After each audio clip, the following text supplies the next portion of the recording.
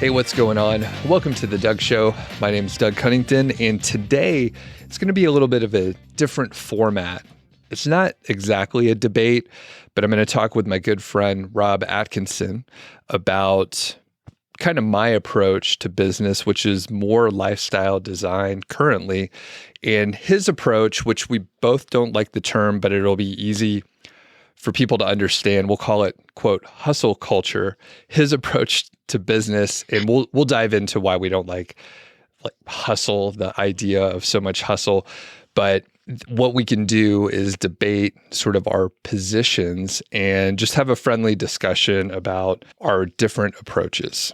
So Rob is an online entrepreneur and recently an agency founder. I've done many interviews with Rob about, well, countless things.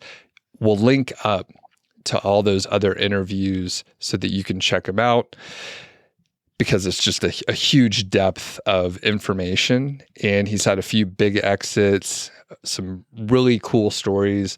But Rob, I'm so excited to have this conversation with you today. Can you give a quick intro about who you are and what you do, just so people that don't know anything about you have some context? Absolutely. Thanks for the great intro. Super excited to be here. Yeah, and we'll talk about like why it's not hustle, and yeah, we'll get into that. But just a quick cliff notes is, 2013, I had a corporate job, and like a lot of your audience was just kind of getting the itch to do my own thing, and somehow convinced my wife and I to move to Chiang Mai, Thailand. Back then, I was into affiliate marketing through SEO, and so like you mentioned, sold about five sites actually. The recent one for low seven figures. And it's been about 16 months since that site sale. And I was kind of sitting around for a while. And as of 2 months ago, I've partnered in a new agency, and we do web design. And we can talk a little bit more about that at the end. So you pitched this idea to me because we were having a little chat after our last interview, and we were like, this maybe would be a pretty good episode. Just, it was a conversation we were actually having, but it's always fun to prepare a little bit ahead of time and then record it so that we could share it with the audience. Because these are the same conversations that other people are having, or maybe they're just thinking about it if they don't have someone else to debate with. Do you have any other background on this that'll help set the stage before we dive into a handful of questions and discussion points? Yeah, I think so. I think the biggest thing is, we talked about it in the last interview, and we talked about this concept, how I sold with a partner. We sold the last affiliate site, and that was March of 2022. And in that episode, we talked about how it had been over a year where I was not sure why I wanted to work. I had maybe a couple decades worth of just being able to not have to work. So the back up against the wall, proving yourself, all those things had kind of faded. So it's like, why do I want to work? Should I just chill on lifestyle? Should I try to, hit a home run and grow a business? And that kind of set the stage ultimately to where I am, and why I'm more in the camp of like really wanting to try to build and stay really committed to business, even though I don't have to. With the term hustle or hustle culture, why don't you like that term? Or why does it aggravate people? I think when people hear it, they think about Gary Vee, and I think what comes to mind is someone who's working 16 hours a day, drinking 6 cups of coffee plus. Their physical health is not great. They're not prioritizing their exercise. They lose their family. They get divorced. They never see their kids. And so I think it gets this reputation like if you do that, like you're sacrificing, and you're just like your other parts of your world are just kind of dead. And at least my definition and my attempt to achieve what I want to attempt, that's not going to be allowed. For me, when I think of like the hustle culture idea, a lot of it is social media based, which does fit right in with Gary Vee. I mean, I stopped following him a few years ago, but his story was like he put a bunch of time in like Twitter, right? So we would just like reply back to folks on Twitter, and with TikTok, Reels, and Shorts, like you see people like, oh, I'm grinding, I'm doing this or that. That never comes up on my feed, by the way, but that is what one would see if you accidentally watched one of those, like more and more would show up. And yeah, I think a lot of it is just appearances on social media also. So that turns people off. Even if someone was actually doing well from a business sense and they're sharing that sort of stuff, go ahead and define hustle as we're talking about it here today. Just to set a little bit of extra context, I think is important. And we can dive into this more. As I was taking that year off and trying to figure it out, I won't go into the specifics right now, but I would say like I came to the realization that I had this talent, this gift, and I can actually point back to like some childhood memories if we want to talk about that, about these little clues about me wanting to be an entrepreneur and like getting a lot of satisfaction from growing businesses and stuff like that. And so for me, basically what it means is like I have this ability, and it would be if I go to my deathbed, I'm 80 years old and I don't do this, there would be regret. So it just means that it's like one of the top pillars of my priorities in my life. And then from there, the other aspects of my life support it. So for example, as I mentioned, the view it gets is sometimes you're just working 16 hours a day, you're stressed, you're not healthy. I want a really healthy body. I want amazing health because I know doing that complements what I need to do in business. I need to sleep well. I want to have an amazing relationship with my wife. And when we do spend time together, it doesn't have to be quantity, but when we do, it's an amazing date. Or about 2 to 3 hours per day, I want to be like laser focused with my daughter and have family time. I don't want more than that. I want things to integrate around this pillar, which is the business focus. So that's how I would define it. And then what about the lifestyle design portion? How do you view that? I actually have like nothing against the lifestyle. Like if I were to do it, all I would do is replace the business as like the higher priority and say, I am prioritizing, like, for example, I have a friend who has a business that's running on autopilot and all he does is spend multiple hours a day trying to get really good at Brazilian jiu-jitsu, right? And so I would just define switching out business and putting in one or multiple things in lifestyle that you just really enjoy that bring you value. However, when I hear lifestyle, I don't like it when people say like, oh, like I just wake up and I don't know what I'm doing today. Like that's just like lazy and unintentional.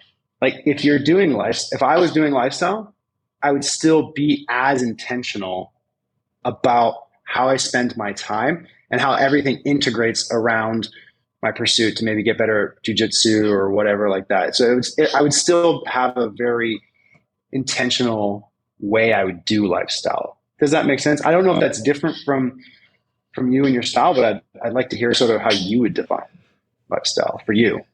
Definitely fuzzy lines, just like with the hustle definition, which we'll keep using it even though we don't like the term. For the lifestyle design, I look at time freedom as like one of the highest priorities. So like you said, it's like moving a business out of the highest priority and it's time freedom, probably some sort of location independence, which is what a lot of people that work online, I mean, location independence is really big. We don't travel a ton these days, but we have in the past, and we have the flexibility to take like side trips. And I mean, for the business, I know that you're working on like in the last 10 years, like they've all been location independent. So that's not really that different. The other part is putting, especially when you look at the sort of the darker side of hustle culture, where you sacrifice your relationships, health, diet, like all the other priorities that you mentioned. So that's one of those pieces where, yeah, I want to have time freedom. I want to be able to go and work out for a couple hours a day or spend a couple hours outside just walking around, walking the dog or whatever.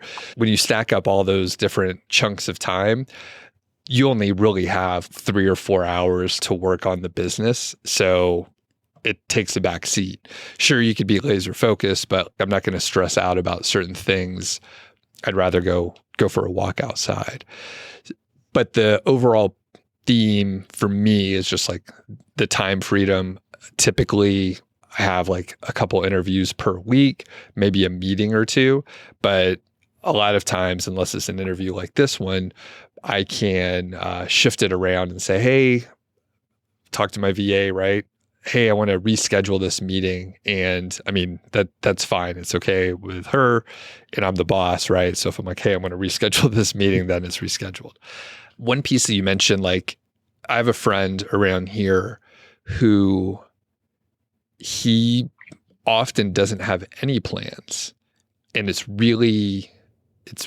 weird in a way. I don't hold it against him, but it's hard to make plans with him because he's like, I want to have, like, it stresses him out to have something on the calendar, is how he describes it. Because he's like, there's a looming thing, but he knows, like, if there's a party, he has to like plan ahead. And if someone invites him and he RSVPs, like, there's some things that are anchor points. But I think a lot of days I think he has like a normal routine that he normally does, but a lot of times it's just like open so that he can do something different if he just doesn't feel like doing his normal thing.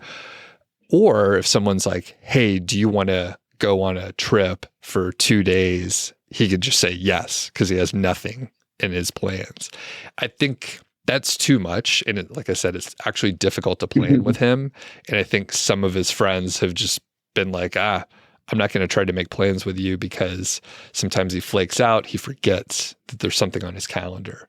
It's kind of strange. But okay. Anything else with the definition of like lifestyle or hustle culture? Yes. The last thing is like, I think it really is just, it sounds like whatever we're just putting as like our top pillar. And if that's for you, the freedom to choose your day or to do 5 different random things, and then just have a little block for block like works on the outside, the lifestyle is on the top. I have business on the top. And then like, I have like, exercise and family time is kind of like those, that's the small one for me, but yeah, they feed each other. How did you choose the path? And have you always been on that, I want to work more side? And you gave us a little context before, like you had some free time after your last exit, and then you were restless. I think whatever you choose, whether it's like lifestyle, hustle, or business focused, right? It's like, I think whatever it is, it just needs to be the thing that gives, like, you feel fulfilled, right? Like you wake up every day and you're like, this is just how I want to live my life, and I feel great about it. And so when I got into business, the first run in like 2013, 14, all I could think about was like stacking money, making a lot of money, and like just being like, I just want to do nothing. And then I kind of got it, and I was like, something's wrong here. And I think I touched on it, but it was just sort of like, I talked to this guy in June. I met him in LA, and he was like, yeah, I've just been thinking about, I get very detailed about when I'm like 85, 90 on my deathbed. And he's like, I have to make sure I live out my full potential of what I can do. And it kind of resonated with me. I was like, for me personally, I was like, I have always had this little itch, this thing bothering me, especially during that year off. And even during the affiliate run, I was kind of like, no, I could be building better businesses. Like something's not right here. It's something, I don't feel at peace with what I'm doing. Like 3 or 4 months ago, since making this switch, everything in my life just feels like it's flowing. Like I enjoy working. Like I want to do this.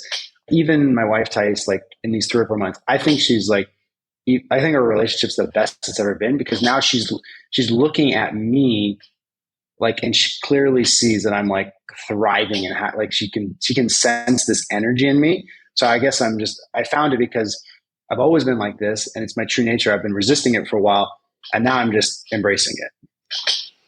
Got it. You mentioned your childhood memories. You want to share a couple of those? I was born in Canada, and I lived in Canada for the first 9.5 years of my life. And then my dad got a job in the US. So we moved there. Right when we got there, the first summer, he's going to work. It's just me and my brother and my mom. And we're home every day for summer. And I go into my room and I get this, and all I do is I get this piece of paper out, and I'm just like trying to think about an invention that would like change the world. I'm just like, okay, like what can I create? And so that was like one little seed. And then there was this like little cart that we had, plastic cart that we had in the house.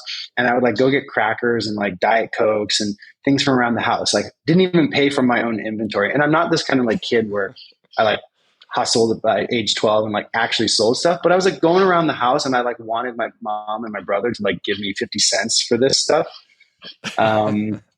You know, by 13, I was really fascinated by the internet. Saw a guy making a couple $100 as a 13-year-old through websites. So I asked for an HTML book. I ended up making like, I don't know, 11 or 12 cents from a website in 2000 when I was, you know, like 13 years old. And so there's just these little tiny hints that this is just kind of ingrained in me. That's pretty funny, especially trying to sell stuff to your immediate family members. They're like, get no, I didn't pay for inventory. Like I didn't pay for my cost of goods. Yeah. I'll go through and think about it as well. For me, now that I'm on sort of the lifestyle design track, when I had a corporate job, I looked at the people that were like 10 or 15 years ahead of me. This is a kind of a normal exercise you may see. And I realized I didn't want to do that. They didn't look very happy. They were kind of doing almost the same things that I was doing. And I didn't really like what I was doing already. They were just doing more of it. So I was like, I don't want to do that. That doesn't make sense to me. So fast forward, I end up working online around the same time as you. And I'm looking ahead, and just like you said, like people earn a lot of money. We were fortunate enough to earn some money, and it didn't solve their problems, right? They got to the end and they're like, I have 7 figures in the bank or whatever, and they still had the same issues that they had before. And this is, I mean, you see it across the board, right? The money doesn't solve the problems. They have to fix themselves in other ways. So I realized, okay, even if I had more money, like that is not going to solve the problem. So I started seeing people that got the money and then went a little further and then started working on themselves. So I was like, okay, I could skip a couple years here and skip that part where I realized that money won't solve everything. And then when you get there, I realized it's community, it's health, it's having experiences. And I was like, okay, if you have enough money, then what do you do then? And it is important, like you said, you were a little bit unmoored while you had the 16-month period of time after selling. Basically, I still have an itch to be like creative and produce something and have some challenges where it's like just a little bit outside of my comfort zone. And it's really good. It's productive to like solve problems and all the things that we're talking about. And we realize we don't want to be idle, but I'm changing it up. So it's fitting into the little priority that I set aside for working and creativity and challenges. And it seems to be good so far. And one thing I'm working on now is health and fitness and diet. We only have so much energy capacity in our brain and our body physically and all that stuff. So if I'm like, I want to work out hard and I'm also trying to like watch my diet, that's a pretty large amount of focus. And I couldn't do the same things business-wise without taxing my system and my body a lot more. So I'm literally probably doing a little less work, a little bit less effort because I'm working really hard on the fitness portion of it. And it'll flip around, right? The point being like the creativity and challenging could actually be like a physical thing where I'm like, I'm going to put in more time. And I have a friend named Brad Barrett. He does a podcast called Choose FI. And I saw him recently at a conference, and this year he's like focused on fitness. He's been retired for a couple years and just works on his podcast. When I saw him a couple weeks ago, he was jacked. He was like, I could see his arms were physically bigger. He looked trimmer and just in great shape. And I saw him in March as well. And he was in good shape then, but he's like, yeah, like I got a new trainer. I'm really focusing on, working out and fitness. I think he's actually putting in less time at the gym, which is it's another one of those things you hear it and it doesn't make sense, but I've heard it enough where I'm like, okay, there's something to it. It's just a little more focused. The point being, he's putting probably a little bit less time in his business, but he's focusing on his body. There's a couple of things I wanted to kind of touch on based on your last response there. So like what you mentioned with like the creative itch and, setting some challenging things, I think that that needs to be there for most of us, right? I think that's there for me. And I just realized for me, like the business outlet, like that's the game I want to play. Like that's where I want to put my energy. And whether it's like fitness or jujitsu or whatever, like I think just to sit there and be idle would be really, really challenging. There has to be like something that stimulates you. You see improvement and progress. There's like kind of a goal, like, some sort of outlet. Yeah. Like we're made to solve problems. So if you're just not solving any problem and you're like watching TV all day or playing video games, like usually it's not going to have a good outcome at the end. So yeah, play the game or like get your outlet wherever you want to do it would sort of be my take, and just kind of figure out which one you really, really enjoy. The second thing I wanted to hit on is you talked about your friend, how he got jacked, but he's actually like putting in less time. And so, that's another reason why I don't like the hustle as much. I don't think it's like, oh, work 16 hours and like you get the most out of your day. Like to play at a really high level in business, I think I can tell, like we can interview in a few years and see how I do. But like, it's really like a thinking game. And, why, for example, are there people out there? You can have two different entrepreneurs, right? Let's just say entrepreneur A, he's grinded 60 hours a week for like 2 years and he makes like $200,000. Then there's a guy that, worked 30 hours per week. And by the way, when I was building affiliate sites, I don't even think I really went over 30, 35 hours ever. And like, let's say this guy does like 2 million. And it's like, okay, he didn't just have 10x the outcome. He did it in half the time. So like, I also want to keep the health. I also want to keep these other things. I'm not just going to neglect them. It's just going to force me to be like savage with the time that I do put into business, even though it's going to be a considerable chunk. It's just going to force me to be a really good thinker. Just like your friend had to figure out a way, like, he doesn't have to go to the gym 7 days a week to still get the results. So I kind of like that approach and that way to think through getting results. It's really leveraging the time well. The thing that I see a lot of people do is whatever, they spin their wheels and they're like sending a bunch of emails around, right? So it takes some time. It feels productive because you're shooting off all these emails. Yeah. And unless like that is the leverage point in your business, like it doesn't make sense versus like some strategic decision that'll pay off like in the future. Yeah. Sometimes you got to send emails. I get emails, but I get it. Yeah. And it feels really busy, or very specifically, maybe someone's like changing a bunch of H2 tags to H3 tags and it takes forever and it really doesn't do anything. So what do you dislike most about the opposing approach? I sort of touched on this in a way. I think if you're going to do it, it's the stereotype of like saying, I'm lifestyle and I just don't care about life, or like I'm like apathetic to everything. Like I just wake up and I don't know what I'm doing. Like if you just want like a couple of hours where you're just like going to walk and wander and you really have no plan, like I think even that needs intentionality. So as long as the person in the lifestyle is still very intentional, even if your intention is to do nothing for 24 hours, like you intentionally did that. I think just walking around, like, not thinking through what you're doing, to me would be the only thing I would have against it. Someone just kind of blindly not understanding what they're doing, why they're doing it, Right. And I noticed this, usually I have some intention, right? But my wife was out of town and I'm taking care of our dog, our baby here. And I just did the normal routine, like pretty much the same thing for like 4 days straight, like walk at the same time. And like the routine's great. Like it feels comfortable.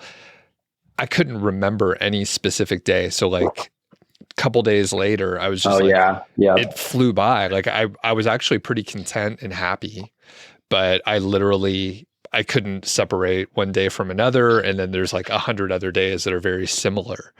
That said, if we travel, like it's novel and like we can remember those different days. Sure. At the same time, like we don't like to travel like constantly. Like some people want to be like in a new place every 2 days, but like that wears us out pretty quickly. You know, we could do a little bit of time here and there, but we do like to set up base somewhere for a little while. Everyone's a little bit different. So I know some people, they like the fast travel style and we're more slow travel, hang out, like actually get into a routine a little bit. But the point is, I didn't have any intentionality for those couple days. I couldn't remember a damn thing. It was just like I lost those 4 days. Very weird. Did that ever happen to you? For sure. Yeah, like the days you're just going through the motions and the days just blur. So for me, the thing I don't like about the hustle culture, I mean, there's some pieces of it that I can appreciate, you know, working hard. I know that some people are like legitimately lazy and they don't do enough. So it's when people take it a little bit too far that I think it doesn't quite make sense. But the worst part of it, I think, is earning as much money as possible, right? So I think that's a topic we're going to hit at in a second. But it's when people don't think about like what they're talking about and like the end result and why. It's one of those exercises where if you ask why, like whatever, 3 to 5 times, like you may end up in a spot where like you don't need that much money, like whatever your goal is, and you just got caught up in the excitement of your peers where it's like, I'm going to earn as much as I can, or I want to make 100. I had a friend who was like, I want to make 100K a month because I know this other person makes 100K a month. And if they could do it, then I could do it, which is not really a good reason. Cause like, no, here's how it plays out, right? There's always someone earning a little bit more and you're always going to lose. Like it's a binary situation and there's always someone doing better than you. So like, there's no way he could win. And he's going to sacrifice in a lot of other ways with, you know, for him specifically, it would be like not as much time with his family. And then his fitness and diet and all the other stuff would also fall. But the worst part for him would be like, he's not going to be able to spend as much time with his family because he had a long way to go to do 100K a month. That's the biggest thing, putting blinders on and just running towards an arbitrary dollar amount for no good reason. And a lot of times someone will say, well, I want to be able to do X. And Tim Ferriss covers this really good in the 4-Hour Work Week. You can put some pricing on how much it costs to do those things. And a lot of times it's cheaper than you think, and you could actually test it out. As humans, we're really bad at anticipating what we're going to enjoy. So you think, if I have a new Tesla, it'll really make me happy, but it might not actually make you very happy. Maybe you should rent one and see. It turns out the self-driving feature, it doesn't work that good. Have you been in a Tesla with full self-drive? I've had someone drive me, but I haven't done it myself. It's fucking terrifying. It doesn't work that well. So this is November 2023, and yeah, it doesn't work that well. Just if you see videos and it looks like it's working that well, they're probably just on a straight road with no turns, no decision points. But hopefully they'll fix it up. My buddy got one. I don't have one. What do you like the most about the lifestyle design portion? I love the fact that you can spend more time geeking out to your fitness, your health, and just taking time to do anything, or like go for a random walk in nature, be more spontaneous. Like I understand there's going to be for the most part of the year, there's going to be a lot of structure in my life, and there's going to be like, okay, like this is the time when we're going to go on a trip, but it's going to be very short and it might be different. So like, yeah, just being able to kind of like chill out and just kind of, go to the things that are gravitating towards you at that moment, and kind of tinker around and learn different things.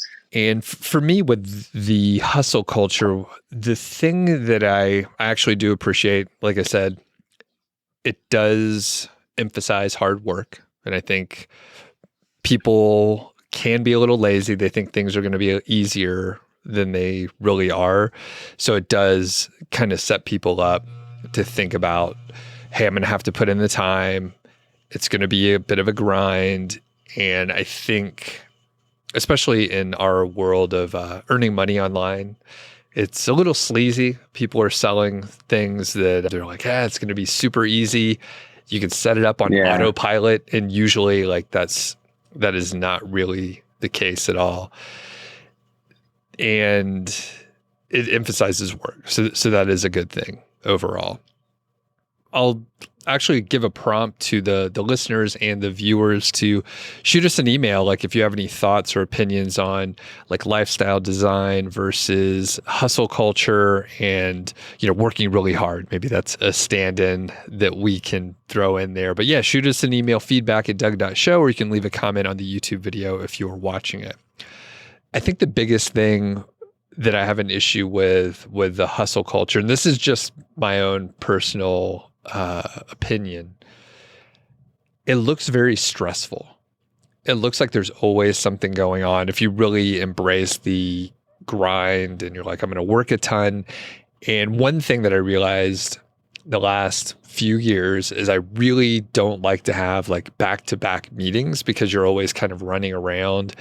And when I see other people that are consistently late to appointments or they're just rushing around, they visually look stressed out and they look like they feel like I don't want to feel. And as I've added time in between meetings, as I have a more leisurely schedule, I'm way less stressed out. And even these days, if I'm going to meet up with a friend and I have to drive, I'm like, I should leave much earlier than I think, just so I'm not stressed out. There's always like extra traffic or construction, like many places in the world, right? So that's one of the areas where I'm just like, it looks so stressful from the outside. Any thoughts on that? I'm definitely, in the beginning stages. We're talking like 2 or 3 months, and I have like a vision where I kind of want to get to in 5 years. So this is really early. So, we can touch in and see how I'm doing. So far, like for me, it's enjoyment. Like I want to keep solving these puzzles. Like the fact that I have this, like bar set so high, to me, it sounds weird, but it's kind of like the most intense video game challenge that you just been given. And you're like, I have to figure out how to like beat the video game. And like, it may be stressful, but it's really like, it's fun to try to figure it out, if that makes sense. One of Jocko's lieutenants got used to Jocko saying good whenever he brought him bad news consistently. And Jocko was like, good.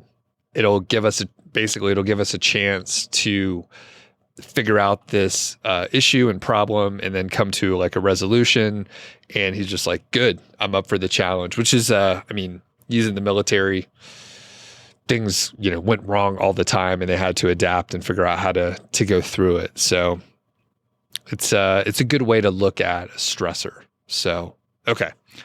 As we're moving on here, is there something about the hustle culture approach that people might assume to be true, but you think is not necessarily true?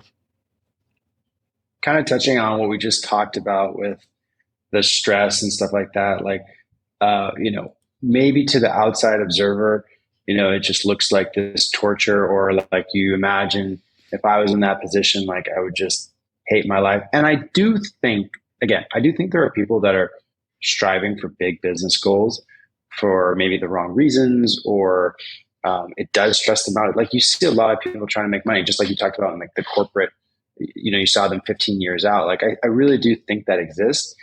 In my true definition, I think, I think there are a small breed of people out there really trying to set the bar high. They really like achieving goals. They like the character build. They like everything that comes with trying to solve this puzzle.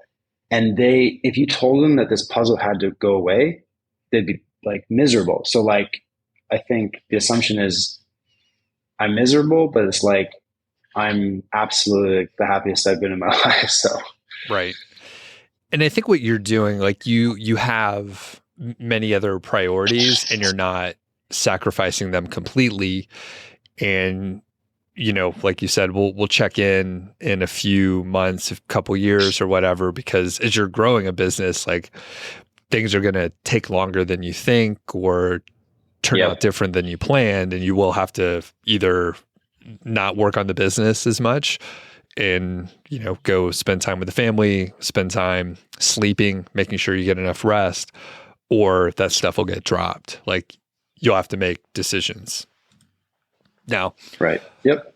I'll answer the same thing. So things that maybe people misunderstand about like lifestyle design. And I think it's like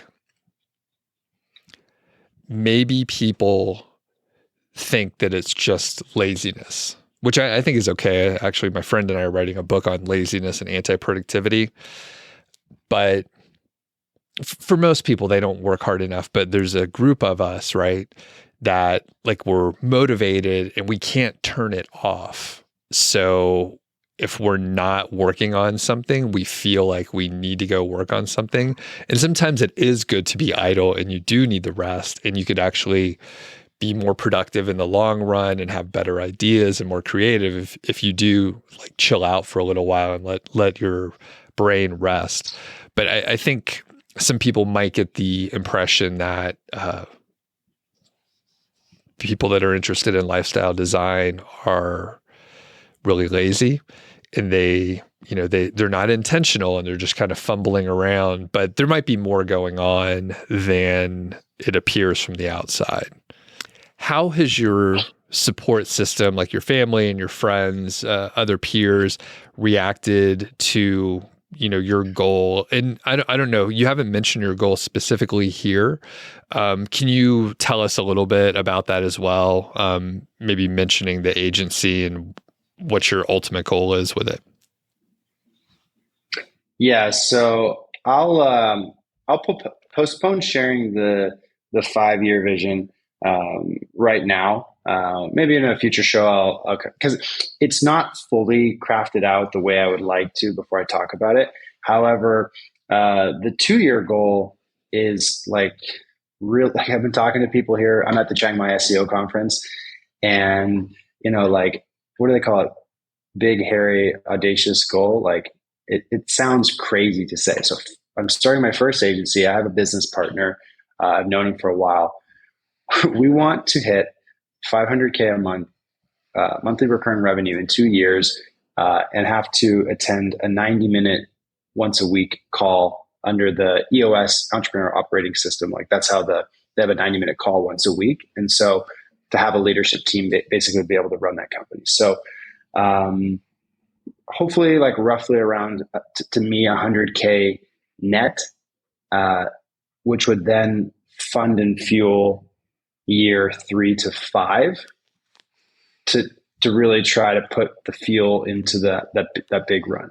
So everything revolves around the agency to be a cash cow. Okay. And how has your support system reacted to your goal, or random people that you're meeting at the SEO conference and you tell them this? Well, actually, so I mean, they like the agency people are like, okay, like this is your first one. That's pretty audacious. However, like everyone I've told either a portion of my 5-year vision or this 2-year thing, and surprisingly, everyone's like, I think you can do it, and I'm like, are you like what? I'm like, yeah, you could figure it out, and I'm like, okay, I want you to say no, so I'm like, maybe I like try harder or something. Yeah. No, so the support's been really good. And I think I touched on this before, but one of the most important relationships to me is my relationship with Thais, my wife. And when I first got started in entrepreneurship in like 2013, 14, I had like a pretty intense goal and stuff that I wanted to hit. And I came into the relationship, I was very clear on where I was going and what I wanted to accomplish. And kind of when I hit that milestone in, I don't know, 2018 or something like that, 19, the next 2 or 3 years, I kind of just became, even though I had a business, it was making good money, I kind of became lost myself. And so like in some ways over a while, like I think she sort of just could tell intuitively that I wasn't being my like true self, and like something was off for me. And I think that ultimately caused like our relationship to not be thriving. Like it wasn't the worst, but it wasn't like great. And then in the last year, and specifically the last 3 or 4 months, as I've like gone and like committed towards this, I think I know that this is what I'm supposed to do. She feels it, and she's fired up to be around me, because she's like, this is the guy I married, the guy who like knows what he's after and like full conviction is doing it. So she's been very supportive, because I think she can feel the energy. Yeah, it's a big goal for your first agency, which yeah, we'll check in. I mean, you hear people doing stuff and accomplishing things, so like obviously it's not impossible.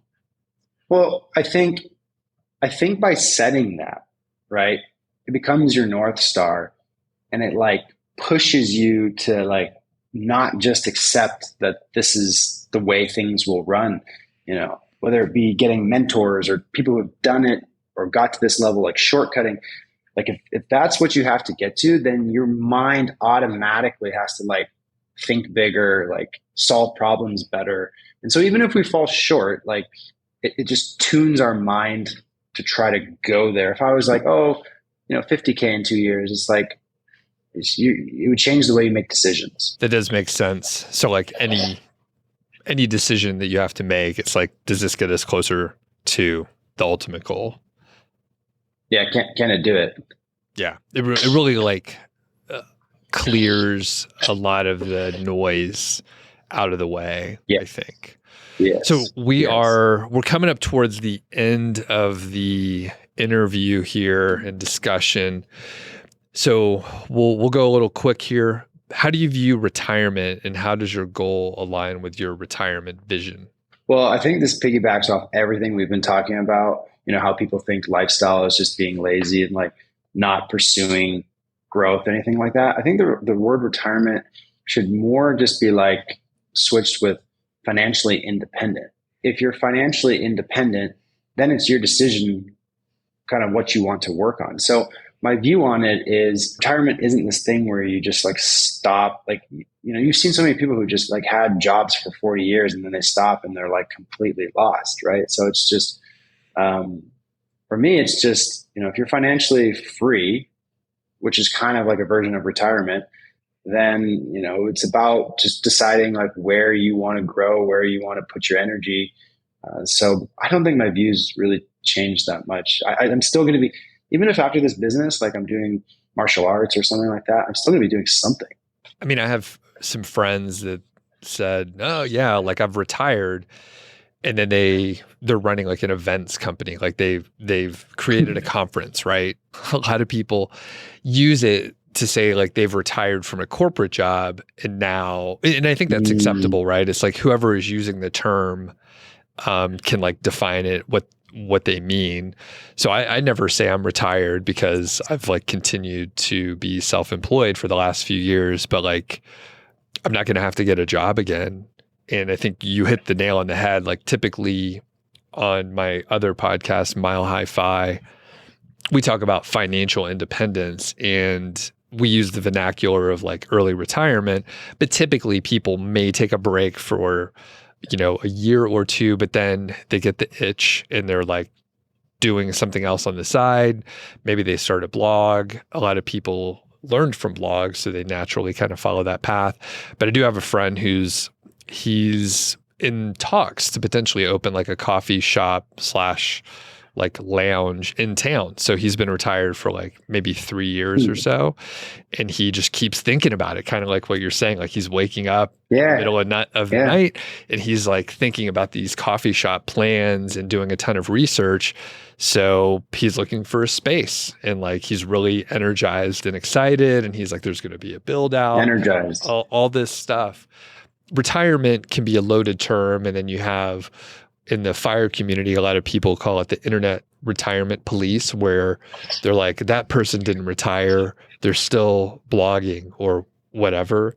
And it's like, you're missing the point. Like they stopped their corporate job where they were earning a huge amount of money and they've saved enough. So it's like they retired from the corporate job. It's like people are semantically sensitive, I think. Any other thoughts on that? It's just, I mean, with the coffee guy and wanting to like do his own thing, and he's just up at night and he just loves it. It's just like, it just kind of reminds me of what I'm doing. It's just like, this is what I love, and he's having fun, and it's just fun. He's just having a good time. And one thing I'll mention before we wrap it up here, I haven't told you this, Rob, but like, I mean, I get the itch too. So like, as time has gone on, like I started a second podcast with my friend that's been a couple years, and I have this idea in my head about starting another show. And I'll tell you more about it after we hit stop and we could do it offline. But basically, like I get the itch too, and I'm like, oh, I could do this for monetization. I have a really interesting approach, and I could document the whole thing. And that's the other thing. Like once you start producing some stuff online, you realize people do want to follow along with the story. All right, Rob. So we talked a little bit about the agency, but can you break it down for us? Like what do you have going on, and give us some details? Yeah. So we're in the beginning stages. I'm co-founding a web design agency called Sumo Sites. We've made the decision, we've kind of stress tested whether we should go general or go niche. We are 100% committed to start off going niche specific with the industries that we'll serve, or the industry that we'll serve. And so by the time this comes out, we should have chosen the niche we're in and be aggressively trying to acquire clients. And where should people get in touch with you? If it's okay with you, I'd like to put my personal phone number. So if they want to shoot a text or a WhatsApp, that's totally cool. I'm down to contact that way. Also, LinkedIn is great.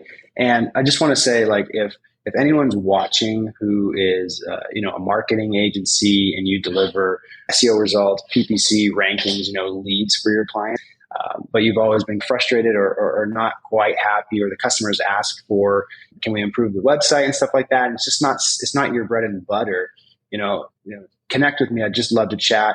Maybe we could find a way to show you what we can do and see if it might be something we can help with. So cool. Just reach out and go from there. Yeah. We'll link up for all that stuff to Sumo Sites and your own personal phone number, which sounds crazy, but I'll let you do it if you know what you're getting into, and your LinkedIn profile as well. So Rob, this has been fun. Thanks a lot. Thanks, Doug. Thanks for having me.